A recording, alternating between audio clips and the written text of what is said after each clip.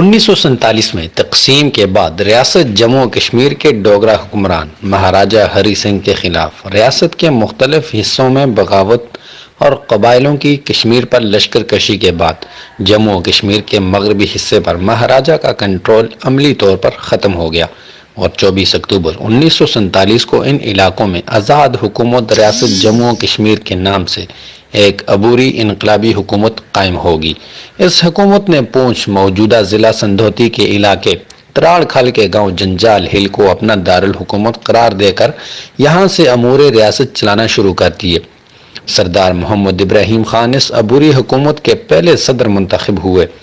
حکومت پاکستان ایک عرصے تک عملاً اس عبوری انقلابی حکومت سے لا تعلق رہی، تاہم 1948 میں حکومت پاکستان نے معروف بیوروکریٹ اور مصنف قدرت اللہ شہاب کو اپنے نمائندہ کے طور پر جنرل سیکرٹری یا چیف سیکرٹری بنا کر بھیجا۔ اپنی کتاب شہاب نامہ میں قدرت اللہ شہاب نے اس وقت کے دارالحکومت کا نقشہ کچھ یوں کھینچا: کشمیر کا دارالحکومت پلندری اور تراڑ کھل کے درمیان جنجال ہل نامی پہاڑ کی چوٹی پر واقع ایک چھوٹا سا گاؤں تھا، جس میں 2.5-3 درجن چھوٹے چھوٹے کچے مکان تھے۔ چند مکانوں میں حکومت کے دفتر تھے، باقی مکان صدر، وزراء اور دیگر سرکاری ملازمین کی رہائش گاؤں کے طور پر استعمال ہوتے تھے۔ وہ مزید لکھتے ہیں کہ یہاں مجھے بھی ایک کمرے پر مشتمل کچا کوٹھا مل گیا، جس کے ایک کونے میں باورچی خانے کے طور پر مٹی کا چولہا بنا ہوا تھا۔ دفتروں کے کمرے روایتی ساز و سامان سے محروم تھے۔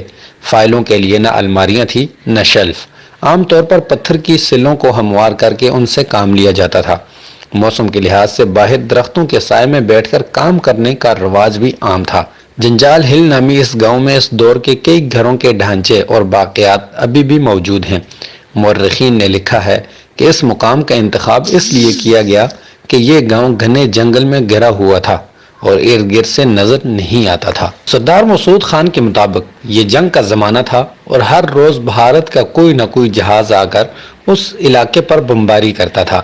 جنگل ہونے کی وجہ سے یہ مقام محفوظ سمجھا جاتا تھا، اس لیے یہاں حکومت کا سیکریٹریٹ قائم کیا گیا۔ مہاراجہ ہری سنگھ جموں کشمیر کے حکمران تھے۔ سری نگر میں ان کی حکومت قائم تھی۔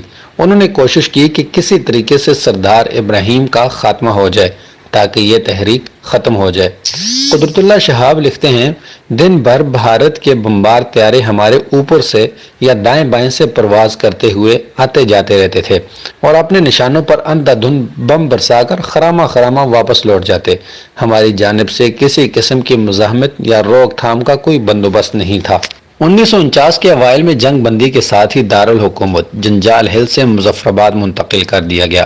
قدرت اللہ شہاب مزید لکھتے ہیں، کچھ دفاتر پرانی ضلع کچہری کے ٹوٹے پھوٹے کمروں میں سما گئے اور باقی دفاتر کے لیے اسی عمارت کے احاطے میں بہت سے ٹینٹ نصب کر دیے گئے۔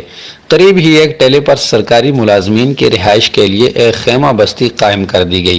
اس وقت تک آزاد علاقے میں ٹیلی فون کی سہولت دستیاب نہ تھی۔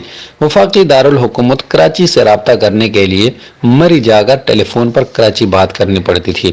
مظفر آباد میں دارالحکومت کے قیام کے بعد سردار عبدالرب نشتر کی خصوصی ہدایت پر پاکستان کے زیر انتظام کشمیر میں ٹیلی فون کی سہولت فراہم کی گئی۔